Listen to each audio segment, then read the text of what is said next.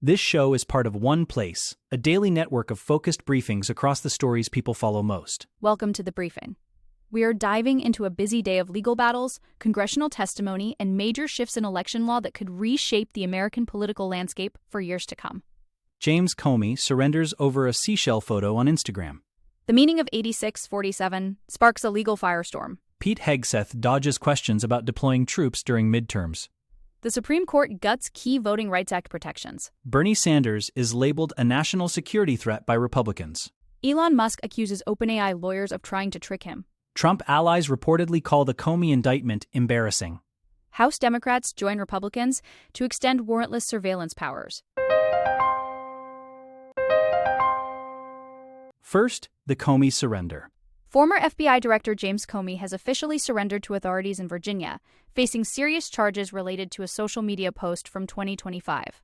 The Justice Department alleges that an image Comey shared on Instagram, which featured seashells arranged to spell out the numbers 8647, constituted a direct threat against President Donald Trump. Prosecutors argue that the term 86 is well-known slang for getting rid of someone, and since Trump is the 47th president, the message was a call for violence. Comey, a frequent and vocal critic of the president, appeared in court on Wednesday but did not enter a plea. His legal team, led by Patrick Fitzgerald, is already signaling a fight, claiming the prosecution is both selective and vindictive. This marks the second time the current Justice Department has pursued criminal charges against the former director, further intensifying the long-standing feud between Comey and the Trump administration. During the brief court appearance, Judge William Fitzpatrick read the charges, which include knowingly and willfully making a threat to take the life of the president and transmitting a threat in interstate commerce. Each of these charges carries a maximum penalty of 10 years in prison. Despite the gravity of the situation, Comey appeared composed, even smiling at his family as he left the courtroom. He has maintained his innocence, stating in a video that he simply didn't understand the hidden meaning behind the numbers when he posted the photo of his beach walk. He claims he deleted the post as soon as he realized it was being interpreted as a political or violent message. However, the prosecution isn't buying the ignorance defense. They are prepared to move forward with a case that tests the boundaries of social media speech and political intent, while Comey remains adamant that he will be vindicated by the judiciary. Now for the details. The indictment of James Comey centers entirely on the specific arrangement of those seashells, 8,647.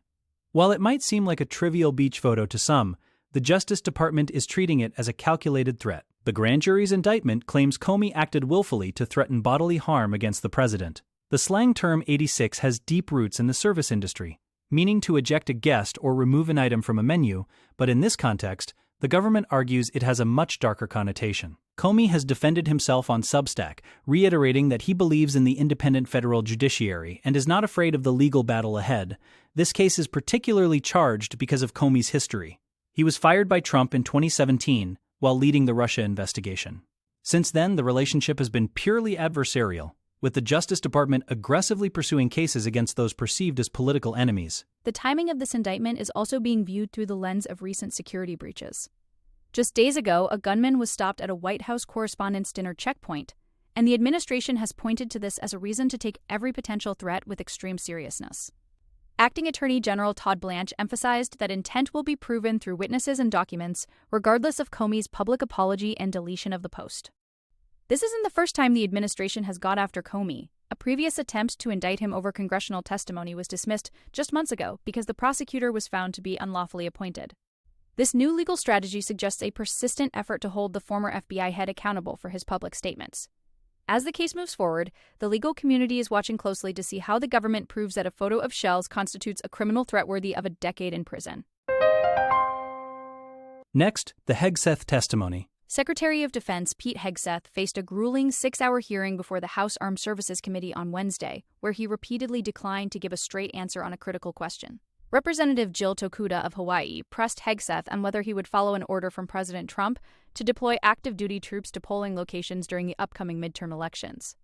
Instead of a simple yes or no, Hegseth accused the Congresswoman of insinuating that the president would give unlawful orders. He defended the department's record, citing their work with law enforcement in cities like Los Angeles. When Tokuda pointed out that Trump has previously expressed regret for not seizing voting machines in 2020, Hegseth pivoted to a tirade against former President Joe Biden. He incorrectly claimed that Biden had deployed National Guard troops to polling places in 15 states during the 2024 election, a claim that has been debunked as those were state-level activations, not federal ones. The exchange became increasingly heated as Takuda asked Hegseth to clarify who he would follow, the president or the Constitution. Hegseth's refusal to rule out the use of the military at polling sites has sent shockwaves through Washington, raising concerns about the potential militarization of the electoral process.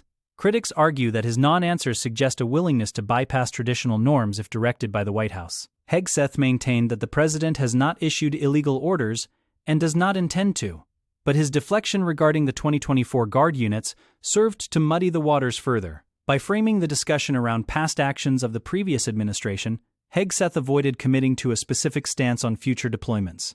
This testimony comes at a time of heightened political tension, where the role of the military in domestic affairs is under intense scrutiny. The refusal to provide a clear commitment to constitutional limits over presidential directives remains a focal point for concerned lawmakers.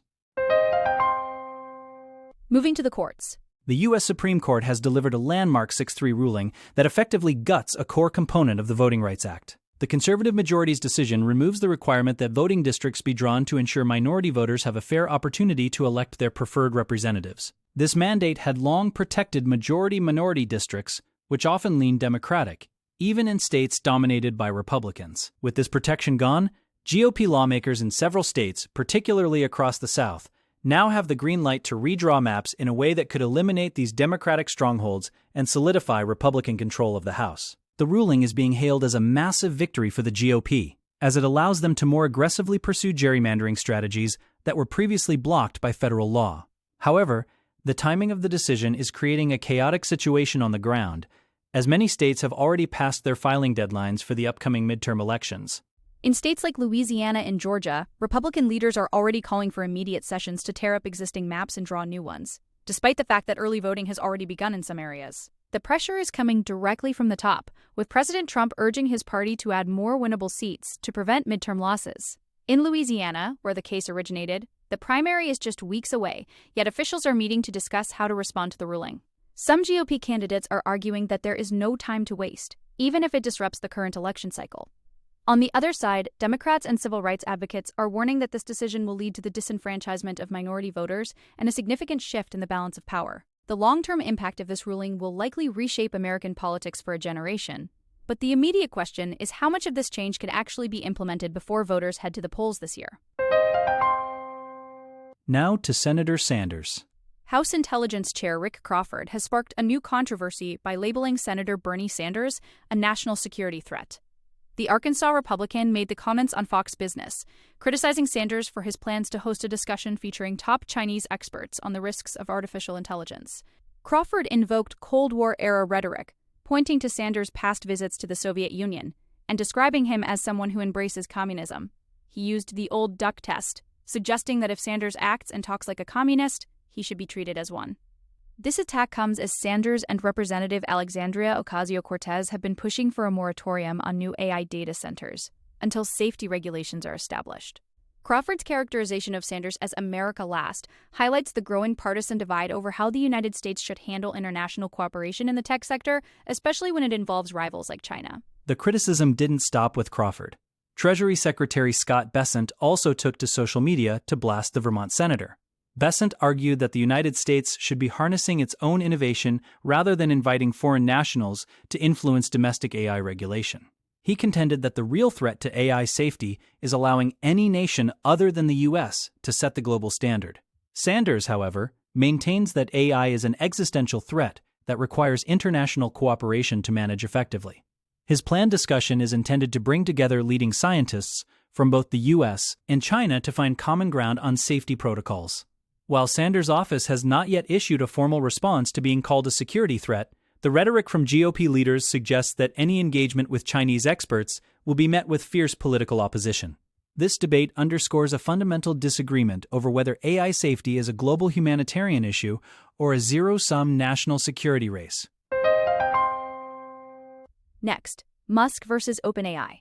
Elon Musk's legal battle against OpenAI reached a boiling point during his second day of testimony. Musk was visibly combative on the stand, at one point accusing OpenAI's lawyer, William Savitt, of asking overly complicated questions designed to trick him. The core of Musk's lawsuit is the allegation that Sam Altman and other co-founders misled him by transitioning the organization from a nonprofit dedicated to the public good into a for-profit entity. Musk testified that he provided the majority of the initial capital specifically because he wanted to ensure the technology was developed safely and for the benefit of humanity. He claimed he could have easily started a for-profit company at the time, but chose not to. Now, he is seeking billions of dollars in what he calls wrongful gains, which he wants redirected back into the nonprofit arm of the company, along with a complete leadership shakeup that would include ousting Altman. OpenAI's defense team is painting a very different picture, suggesting that Musk's lawsuit is fueled by jealousy and a desire to sabotage a competitor. They pointed out that while Musk claims to be a paragon of AI safety, he launched his own for-profit AI startup, xAI, shortly after the success of ChatGPT. Lawyer William Savitt tried to highlight this apparent contradiction, questioning Musk's true motivations for wanting OpenAI to remain a nonprofit. The courtroom atmosphere was tense, with Altman and Greg Brockman watching from the front row as Musk defended his actions. Musk admitted he initially wanted control over the company to keep it on the right path, but expected that control to shift as more investors joined. This case is expected to last several weeks and could have massive implications for how AI companies are structured and regulated. As the trial continues, the tech world is watching to see if Musk can prove a breach of charitable trust. Now, the Comey reaction. While the Justice Department is moving full steam ahead with the indictment of James Comey, reports suggest that even some of President Trump's closest allies are skeptical of the case. ABC News correspondent Jonathan Karl reported that current and former federal prosecutors are calling this the flimsiest indictment they have ever seen. Privately, some Trump allies have described the situation as embarrassing or even depressing. There is a near-universal view among serious legal experts that the charges are unlikely to result in a conviction and will probably be thrown out before ever reaching a trial. This skepticism mirrors the fate of the first indictment against Comey, which was also dismissed. Despite these internal doubts, the administration continues to push the narrative that the seashell post was a legitimate threat. The disconnect between the public legal action and the private opinions of those close to the president suggests a significant amount of internal friction regarding this specific prosecution. Karl also challenged the claim made by Acting Attorney General Todd Blanche that the president did not push for this indictment. According to Karl's sources, there is no doubt that the legal action was driven by Trump himself, who has publicly called for Comey's prosecution for years. Just days before the indictment, Trump again suggested that Comey needed to be prosecuted, though he cited different reasons at the time. The report indicates that Trump has placed enormous pressure on his staff to go after his perceived political enemies, and this indictment is seen by many as a direct result of that pressure. The firing of former Attorney General Pam Bondi was reportedly linked to her perceived lack of aggression in pursuing these types of cases. As the legal community scoffs at the strength of the evidence, the political motivations behind the case are becoming the primary focus of the conversation, raising questions about the independence of the Justice Department. Finally, the FISA vote. In a significant move on Capitol Hill, dozens of House Democrats joined a majority of Republicans to pass a 3-year extension of Section 702 of the Foreign Intelligence Surveillance Act. This authority allows the government to conduct warrantless surveillance on the telecommunications of U.S. citizens when they are collected during foreign intelligence gathering. The bill passed with a comfortable margin, despite vocal opposition from progressive Democrats and some far-right Republicans. Critics like Representative Jamie Raskin warned that this extension is essentially a permission slip for the current and future administrations to continue abusing surveillance powers and violating the privacy rights of Americans. However, Democratic leaders like Jim Himes and Steny Hoyer urged their colleagues to support the measure, arguing that it is a vital tool for national security. The debate highlighted a deep rift within the Democratic Party over the balance between security and civil liberties, especially under an administration that many progressives deeply distrust. On the Republican side, Speaker Mike Johnson managed to secure the votes needed by attaching a provision that bans the Federal Reserve from creating its own digital currency. This was a key demand for many conservatives who fear that a government-backed digital currency could be used for invasive economic surveillance. This strategic addition flipped several Republican holdouts who had previously blocked the bill. Johnson argued that the surveillance powers are essential, noting that a huge portion of the president's daily intelligence briefing comes from data collected under the statute. He and other supporters framed the vote as a necessary step to prevent future terrorist attacks. Now the bill moves to the Senate, where the digital currency provision may face more resistance.